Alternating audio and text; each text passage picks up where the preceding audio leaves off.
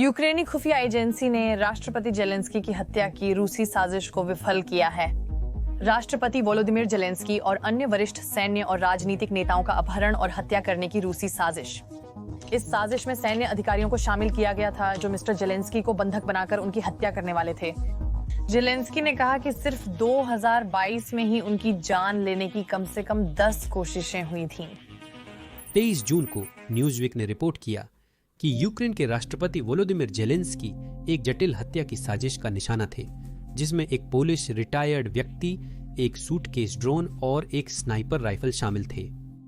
Polish अधिकारियों के मुताबिक एक व्यक्ति को अप्रैल 2024 में गिरफ्तार किया गया था, जब उसने यूक्रेन सीमा के पास रेजजो यासिओनका एयरपोर्ट के जरिए एक हथियारबंद ड्रोन तस्करी करने की कोशिश की थी। उसका रूसी खुफिया एजेंसी द्वारा समन्वित कथित मिशन राष्ट्रपति की गतिविधियों की पहचान करना और हमले की तैयारी करना था। संदिग्ध पावेल के 60 वर्षीय पोलिश नागरिक और पूर्व सैन्य कर्मी हैं, जिनकी सोवियत समर्थक विचारधारा का लंबा इतिहास रहा है। अभियोजकों के अनुसार वह सोवियत संघ के विघटन के बाद भी 1991 में उसकी विचारधारा के प्रति वफादार रहा और बाद के दशकों में रूस के खुफिया नेटवर्क से जुड़ा रहा। वह न धन के लिए और न ही किसी दबाव में काम कर रहा था। वह पुतिन के उस मिशन में विश्वास करता था जिसमें यूक्रेन के राष्ट्रपति को मारना था। उसका काम जेलेंस्की की लोकेशन पता करना, स्नाइपर ऑपरेशन में मदद करना और हमले को अंजाम देने के लिए हथियारबंद ड्रोन पहुंचाना था। उसकी गिरफ्तारी 17 अप्रैल 2024 को पोलैंड की काउंटर इंटेलिजेंस और यूक्रेन की सुरक्षा सेवा एसबीयू के संयुक्त ऑपरेशन का नतीजा थी। लेकिन यह एकमात्र प्रयास नहीं था। यदि आप अब भी देख रहे हैं तो संभवतः आप इसकी गंभीरता समझते हैं। परंतु समस्या यह है कि ऐसे वीडियो एल्गोरिदम द्वारा अक्सर दबा दिए जाते हैं। तो अगर आपको लगता है कि यह कहानी मायने रखती है तो 2 सेकंड निकालें और लाइक और सब्सक्राइब बटन दबाएं। वो 1-2 क्लिक इस वीडियो को जरूरतमंद लोगों तक पहुंचाने और मुख्य धारा से दूर रखे जाने वाले कंटेंट के निर्माण में मदद करता है। ठीक है, चलिए शुरू करते हैं। जैसा कि मैंने कहा, यह अकेला प्रयास नहीं था। लगभग उसी समय मई में 2 यूक्रेनी कर्नल आंद्रिय हुक और ओलेक्जेंडर डेरकाच को एसबीयू ने गिरफ्तार किया था, क्योंकि वह एफएसबी समर्थित उस साजिश में शामिल थे जिसमें राष्ट्रपति जेलेंस्की और कई अन्य उच्च पदस्थ यूक्रेनी अधिकारियों की हत्या की योजना थी। दोनों व्यक्ति राष्ट्रपति की सुरक्षा के लिए जिम्मेदार स्टेट गार्ड में कार्यरत थे।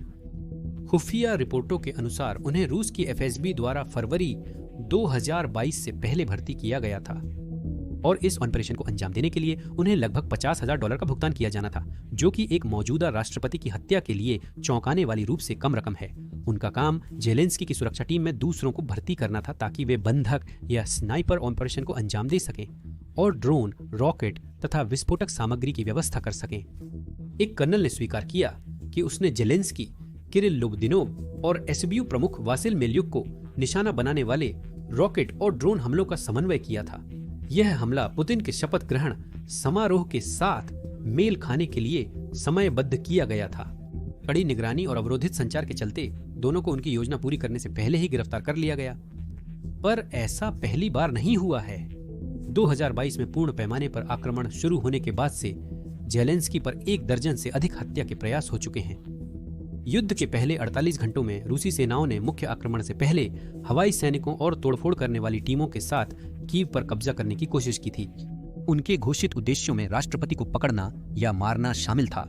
जैसा कि हम सभी ने देखा, वह कोशिश नाकाम रही और अगली भी। और पिछले 2 सालों में यूक्रेनी और पश्चिमी खुफिया एजेंसियों ने हर साजिश को गुपचुप तरीके से विफल कर दिया है। कुछ विश्वसनीय और कुछ भद्दे, लेकिन लगभग सभी में रूसी खुफिया एजेंसियां जैसे जीआरयू, एफएसबी और वैगनर ग्रुप के ऑपरेटिव्स और चेचन अर्धसैनिक बल जैसे अनियमित बल शामिल हैं। रूसियों के तरीके में बदलाव हुआ है। शुरुआती युद्ध प्रयासों में वैगनर और कादिरोवाइट सैनिकों द्वारा जेलेंस्की की हत्या के लिए सीधे कार्रवाई वाले विशेष मिशन शामिल थे। अब कोशिशें अधिक शांत हैं और इसमें जासूसी और सक्रिय किए गए स्लीपर एजेंट जैसे पावेल शामिल हैं। ऑपरेटिव्स शेंगेन बॉर्डर से साफ आईडी, ड्रोन और सूटकेस के साथ गुजरते हैं, जबकि वे वॉलंटियर्स टारगेट्स की निगरानी करते हैं जिन्होंने दशकों से सैन्य सेवा नहीं देखी है। यह वाकई डरावना है, लेकिन जेलेंस्की की सुरक्षा भी खतरे के मुताबिक विकसित हुई है, जिसे उनकी लगातार जीवित रहने से साबित किया जा सकता है। उनका शेड्यूल बहुत लचीला है, जिससे उनके करीबी साथी भी अनजान रहते हैं। यही कारण है कि पहले के 2 कर्नल उन्हें मारने या अगवा करने में विफल रहे। काफिले बिना चेतावनी रास्ता बदल देते हैं। भ्रमित करने के लिए दिखावे आम बात है। उनके कई सार्वजनिक भाषण पहले से ही रिकॉर्ड रहते हैं। लेकिन इतनी गोपनीयता और सतर्कता उस व्यक्ति के लिए जरूरी है जिसने कीव में रुककर नेतृत्व करने का फैसला किया, बजाय अमेरिकी राष्ट्रपति जो बाइडेन द्वारा खतरे से बाहर निकलने की पेशकश स्वीकारने के। युद्ध की शुरुआत से ही पूर्व हास्य कलाकार जेलेंस्की को जीवित रहने के लिए एक रहस्यमयी वातावरण में छिपकर रहना पड़ा है। रज्जेजोव के रास्ते ड्रोन डिलीवरी की कोशिश महत्वपूर्ण है, क्योंकि यह जहां हुई वह जगह बहुत अहम है। पोलैंड नाटो का एक प्रमुख सदस्य है और यह हवाई अड्डा पश्चिमी सैन्य उपकरणों के लिए एक पाइपलाइन है। अमेरिकी सैन्य मालवाहक विमान वहां रोज उतरते हैं। सहायता काफिले इसके रनवे से तैयार कर भेजे जाते हैं। यदि वह हत्या का प्रयास सफल हो जाता तो यह पश्चिम के खिलाफ एक गंभीर आक्रामकता और रूस की तरफ से सीधी उकसावे की कार्रवाई मानी जाती, जिससे शायद नाटो भी युद्ध में शामिल हो जाता। जेलेंस्की की हत्या से यूक्रेन नहीं टूटेगा, बल्कि यूक्रेनियों का संकल्प और मजबूत होगा। रूस के पूर्ण आक्रमण के बाद से यूक्रेन धैर्य और क्रोध से चल रहा है, लेकिन युद्ध का समर्थन अब जटिल हो गया है।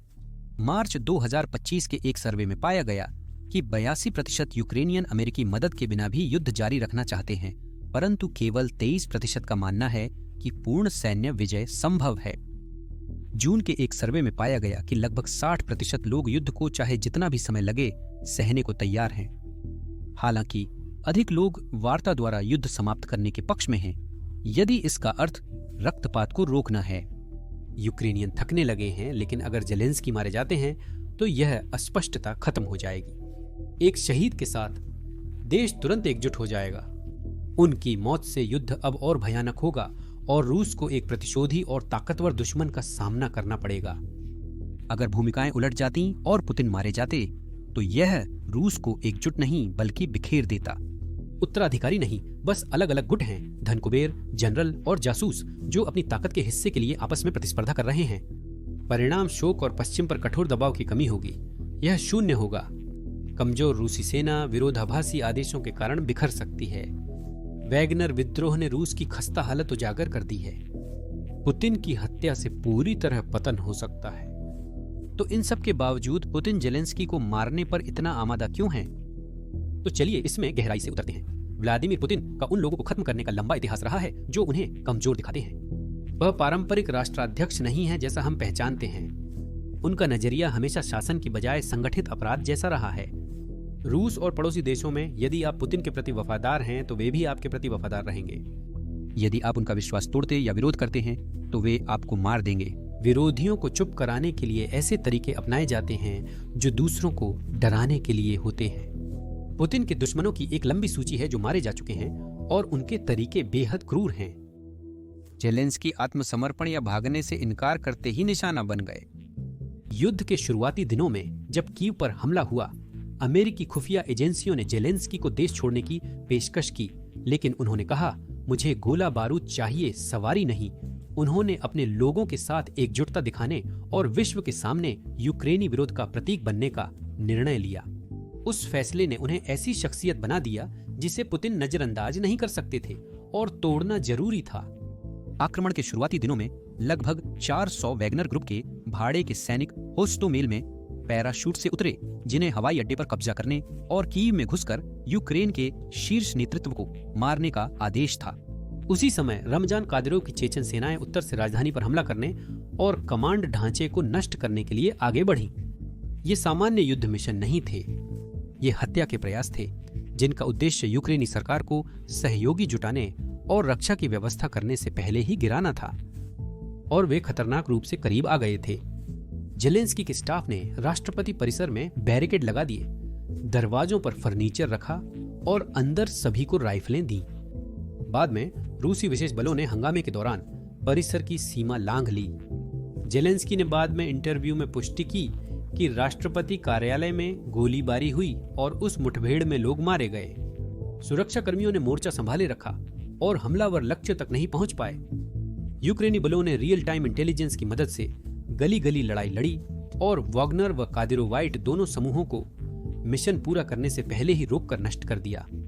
एक भयानक क्षण के लिए युद्ध ने राष्ट्रपति परिसर में प्रवेश कर लिया और लगभग विपरीत दिशा में मोड़ लिया। मार्च 2022 में 2 यूक्रेनी खुफिया एजेंसियों ने कीव को निशाना बनाकर चलाए जा रहे 2 और रूसी समर्थित हत्या अभियानों का पता लगाया। चेचन विशेष बलों को होस्टोमेल में तैनात किया गया था, जिन्हें कीव पहुंचकर जेलेंस्की को मारने का स्पष्ट आदेश था। एसबीयू और यूक्रेनी सेना ने अंदरूनी खुफिया जानकारी के आधार पर एक यूनिट का पता लगाया और भारी लड़ाई छिड़ गई। इसके परिणाम स्वरूप सैकड़ों चेचन सैनिक लक्ष्य तक पहुंचने से पहले ही मारे गए। उसी समय जीआरयू समर्थित निजी सैन्य ठेकेदार राडुट पीएमसी ने अपना मिशन शुरू किया। 1000 से ज्यादा ऑपरेटिव कीव में घुसे, जिनका लक्ष्य सरकार के नेतृत्व को खत्म करना था। यूक्रेनी सेना ने पहले से तैयारी के साथ रूसी सेना पर घात लगाकर हमला किया। राडुट को भारी नुकसान हुआ, उसके 90% कर्मी हट गए। अगस्त 2023 में यूक्रेनी काउंटर इंटेलिजेंस ने मिकोलाइव में एक महिला रूसी स्लीपर एजेंट को गिरफ्तार किया। एक स्थानीय निवासी और पूर्व सैन्य क्लर्क गुप्त रूप से जेलेंस्की की यात्रा की योजना बना रही थी। वह सैन्य गोदामों, इलेक्ट्रॉनिक युद्ध स्टेशनों और काफिले के रास्तों जैसी महत्वपूर्ण जगहों की तस्वीरें ले रही थी। एसबीयू ने उसे तब गिरफ्तार किया जब वह रूसी हैंडलर्स को खुफिया जानकारी भेजने वाली थी, जिसका इस्तेमाल संभवतः हवाई या ड्रोन हमले के लिए होना था। विश्लेषकों का मानना है कि वह एफएसबी के निर्देश पर काम कर रही थी। ये हमले पोलैंड में साजिश और कर्नल आंद्रे हुक व अलेक्जेंडर डेरकाच की गद्दारी राष्ट्रपति जेलेंस्की पर जानलेवा हमलों की बढ़ती जटिलता को दर्शाते हैं। युद्ध की शुरुआत में छापेमारी और भाड़े के सैनिकों से लेकर पोलैंड में शांतिपूर्वक रह रहे एक डबल एजेंट को सक्रिय करने और यूक्रेनी सुरक्षा टीम के सदस्यों को रिश्वत देने तक की घटनाएं शामिल हैं। यूक्रेनी अधिकारियों के अनुसार राष्ट्रपति जेलेंस्की 1 दर्जन से ज्यादा जानलेवा हमलों से बच चुके हैं। वे मोर्चे की रेखाएं बदलने के लिए नहीं बने हैं। उनका उद्देश्य एक यूक्रेनी नायक को हटाना और यह संदेश देना है कि पुतिन की पहुंच से कोई भी बच नहीं सकता, भले ही वह नाटो के सैन्य अड्डे पर हो। वर्षों की असफलता के बाद अब केवल एक हताश अपराधी की निजी दुश्मनी शेष है, कोई रणनीतिक हथियार नहीं।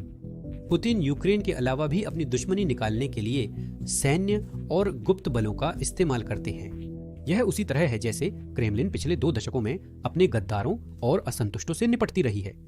2006 में लंदन में अलेक्जेंडर लिटविनेंको को पोलोनियम से जहर दिया गया था। 2018 में सर्गेई स्क्रिपाल ब्रिटेन में एक नर्व एजेंट हमले में बच गए थे, जिसमें एक नागरिक की जान गई थी। 2020 में अलेक्सी नवाल्नी को केमिकल एजेंट से निशाना बनाया गया और कठोर परिस्थितियों में कैद किया गया। बाद में रूसी जेल में सडन डेथ सिंड्रोम से उनकी मौत हो गई। 2023 में रूसी सेना के खिलाफ विद्रोह का नेतृत्व करने के बाद येवगेनी प्रिगोजिन की मौत हो गई जब उनका विमान उड़ान के दौरान विस्फोट हो गया। खिड़की से गिरने की घटनाएं भी हैं। यूक्रेन युद्ध की शुरुआत से अब तक कम से कम 230 प्रमुख रूसी नागरिक रहस्यमय परिस्थितियों में मारे जा चुके हैं, जिनमें बिजनेस एग्जीक्यूटिव्स, अधिकारी, पत्रकार और आलोचक शामिल हैं। हैरान करने वाली संख्या में लोग अचानक गिरने या खिड़की संबंधी हादसों के शिकार हुए हैं। उदाहरण के लिए सितंबर 2022 में लुकोइल के चेयरमैन राबिर मगानोव राष्ट्रपति पुतिन द्वारा उनसे मिलने के तुरंत बाद अस्पताल की खिड़की से गिरकर मारे गए। इसे आत्महत्या करार दिया गया। 1 महीने बाद पावेल अंतो, एक धनी क्षेत्रीय राजनेता और डिप्टी, भारत में एक होटल की खिड़की से गिर गए। उनकी मृत्यु को दुर्घटना बताया गया, परंतु यह उनके द्वारा यूक्रेन में रूस की कार्रवाइयों की आलोचना करने के बाद हुई थी। फरवरी 2025 में युद्ध विरोधी संगीतकार वादिम स्त्रोकिन अपने सेंट पीटर्सबर्ग अपार्टमेंट की 10वीं मंजिल से गिर गए जब सुरक्षा सेवाएं उनसे मिलने आईं। गड़बड़ी की आशंका के बीच जांचकर्ताओं ने एक आपराधिक मामला दर्ज किया है। ये घटनाएं जुड़ी हुई हैं। ये पुतिन के निर्देश पर की गई हिंसा के स्थापित पैटर्न का हिस्सा है, जो अक्सर दुनिया के सामने और कभी कभी विदेशों में भी होती है। मामला यह नहीं है कि किसी की हत्या की गई है, बल्कि यह है कि कहां और कब की गई है। मकसद यही होता है कि दूसरों को रूस के राष्ट्रपति की पहुंच और उनके फैसलों की अंतिमता का एहसास कराया जाए। अब वही हत्यारा स्वभाव जेलेंस्की के खिलाफ अभियान को चला रहा है। उनकी हत्या से न तो युद्ध की स्थिति बदलेगी और न ही यूक्रेन का हौसला टूटेगा, पर यह पुतिन की कहानी के लिए असहनीय उपस्थिति को मिटा देगी। यह युद्ध केवल 3 दिन का एक विशेष सैन्य अभियान माना गया था, पर जेलेंस्की ने डटे रहकर उस कल्पना को तोड़ दिया। उन्हें वैश्विक मंच पर पश्चिमी नेताओं से हाथ मिलाने या रूसी जनरलों से अधिक समय टिके रहने के लिए नहीं चुना गया था, जो यूक्रेन आए और अपमानित होकर लौट गए।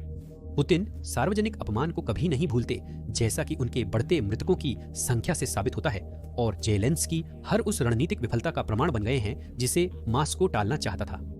इस समय उन्हें मारने की कोशिश किसी रणनीति जैसी नहीं लगती।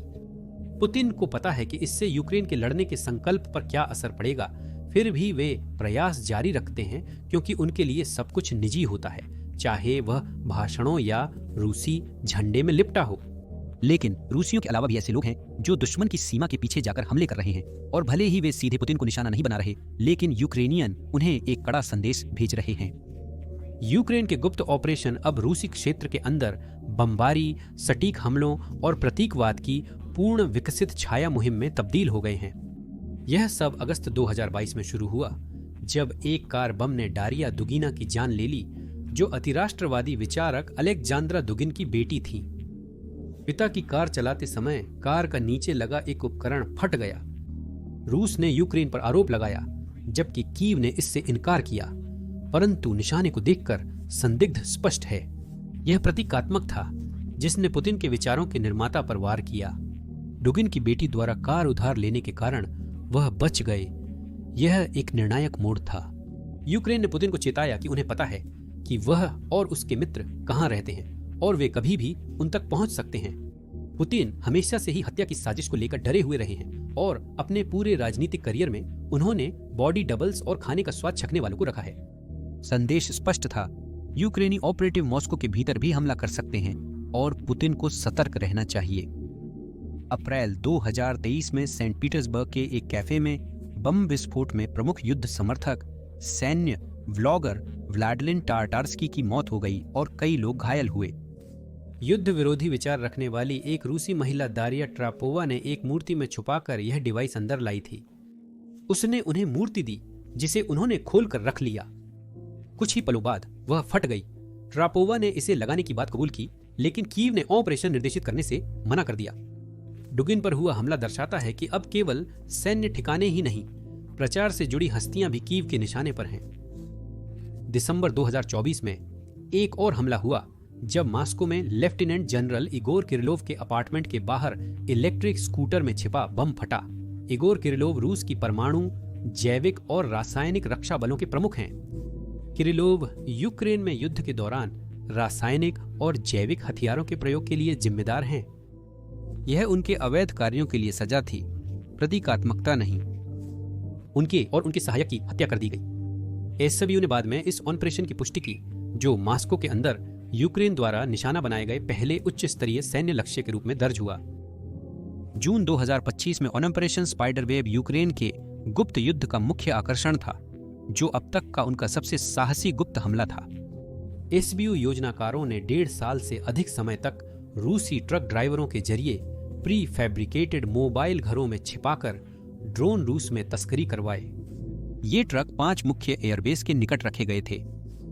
1 जून को 117 एफपीवी ड्रोन दोहरे वॉरहेड के साथ लॉन्च हुए और उन्होंने रणनीतिक विमानों पर हमला किया। यूक्रेन ने रिपोर्ट किया कि 13 बमवर्षक विमान नष्ट हुए, जिनमें TU-95 और A-50 airborne warning and control system शामिल हैं। 49 हमलों में स्वतंत्र अमेरिकी विश्लेषकों ने पुष्टि की है कि लगभग 20 विमानों का नुकसान हुआ। यह एक अत्यंत सफल अभियान था। यूक्रेन ने कम लागत वाले ड्रोन को लंबी दूरी की सर्जिकल स्ट्राइक फोर्स में बदल दिया। ये मिशन रणनीति में एक बड़े बदलाव को दर्शाते हैं। प्रचार हस्तियों पर प्रतीकात्मक हमलों से लेकर उच्च रैंकिंग सैन्य अधिकारियों और रणनीतिक ठिकानों पर हमले तक, जिससे दुश्मन को करोड़ों डॉलर का नुकसान हुआ।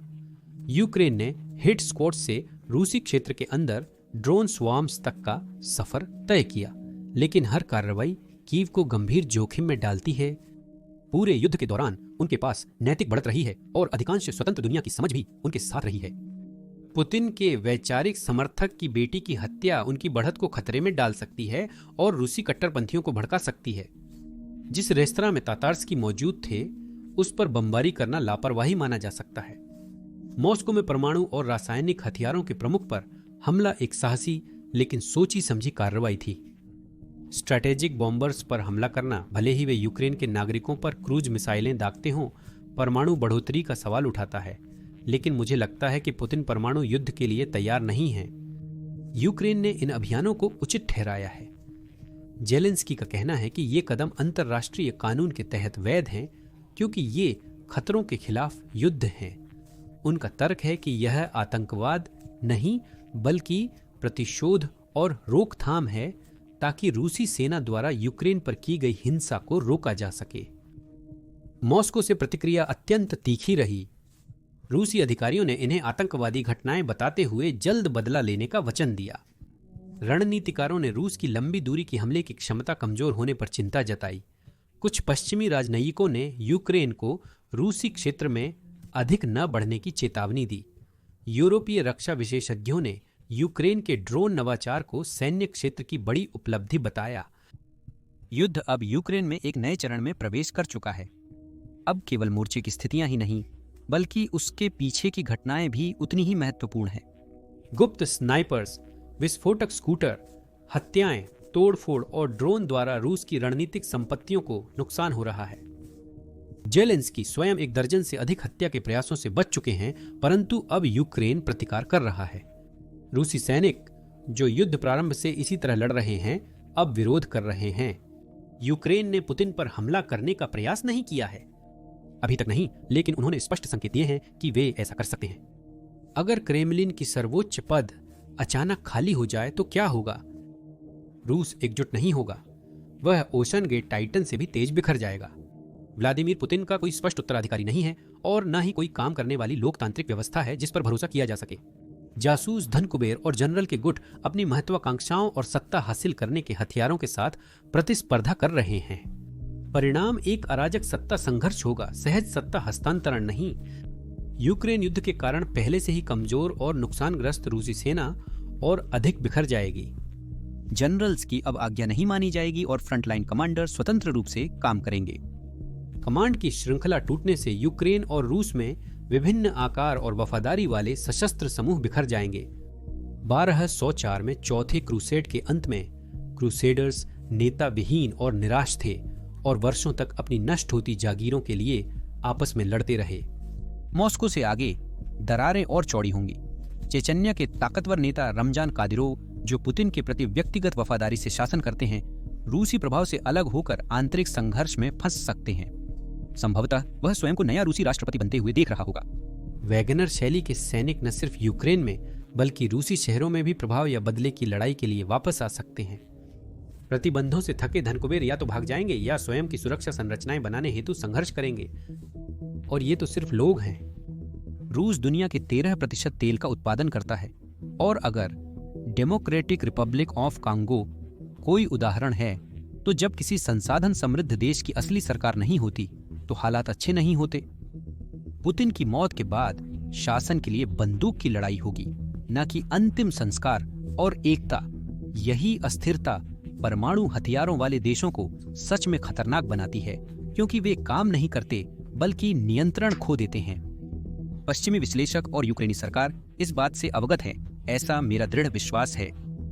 यही कारण हो सकता है कि उन्होंने पुतिन को हटाने का प्रयास नहीं किया, भले ही वह उन्हें परेशान कर रहे हों।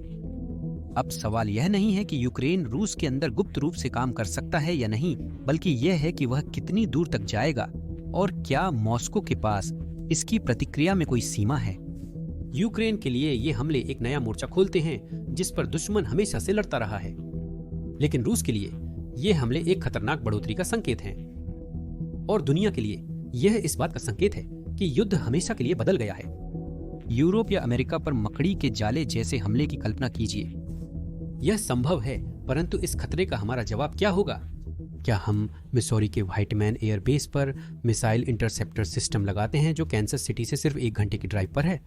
या फिर समाधान यह है कि हम अपने संसाधनों को इस तरह फैला दें कि अब जैसी उच्च संकेंद्रण वाली सैन्य ठिकानों पर इतने अधिक लक्ष्य न हों? ये सवाल किसी हाई टेक टर्मिनेटर स्टाइल भविष्य के लिए नहीं, बल्कि वर्तमान के लिए हैं। जब कोई भी सिर्फ राज्य अभिनेता या घरेलू आतंकवादी नहीं, सैकड़ों ड्रोन खरीदकर एयरबेस या राज्य प्रमुख को निशाना बना सकता है। जब एक राज्य दूसरे राज्य के नेता को निशाना बनाता है तो मामला तेजी से उलझ जाता है। अगर पोलैंड में वो हमला सफल हो जाता तो हम सिर्फ गुप्त अभियानों की बात नहीं कर रहे होते, हम संयुक्त राष्ट्र चार्टर के अनुच्छेद 4 को दुनिया की सबसे बड़ी परमाणु शक्ति के खिलाफ लागू करने की बात कर रहे होते, न कि किसी छोटे मध्य पूर्वी तेल उत्पादक देश के खिलाफ। क्या हम वाकई ऐसा कर सकते थे? इतिहास ऐसे ही पलों पर टिका होता है। कुछ दिन पहले मैं उस जगह पर खड़ा था जहां गैब्रिएलो प्रिंसिप ने आर्चड्यूक फ्रांस फर्डिनेंड को गोली मारी थी। सुबह आर्चड्यूक की कार पर एक बम फेंका गया। भगदड़ में ड्राइवर ने गलत रास्ता पकड़ लिया।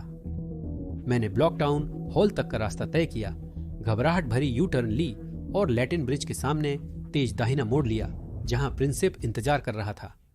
2 गोलियों ने प्रथम विश्व युद्ध को आरंभ किया। जो हुआ उसने सब बदल दिया। टैंकों, मशीन गनों और सैन्य विमानन का जन्म हुआ। अंत तक सभी पुराने साम्राज्य गिर चुके थे और आज जिन आधुनिक देशों में हम रहते हैं वे उनकी जगह ले चुके थे। पुतिन इतिहास की दिशा को मोड़ने की लापरवाह कोशिश कर रहे हैं। वह लापरवाह से भी अधिक बेताब हैं, और बेताब लोग सबसे खतरनाक होते हैं।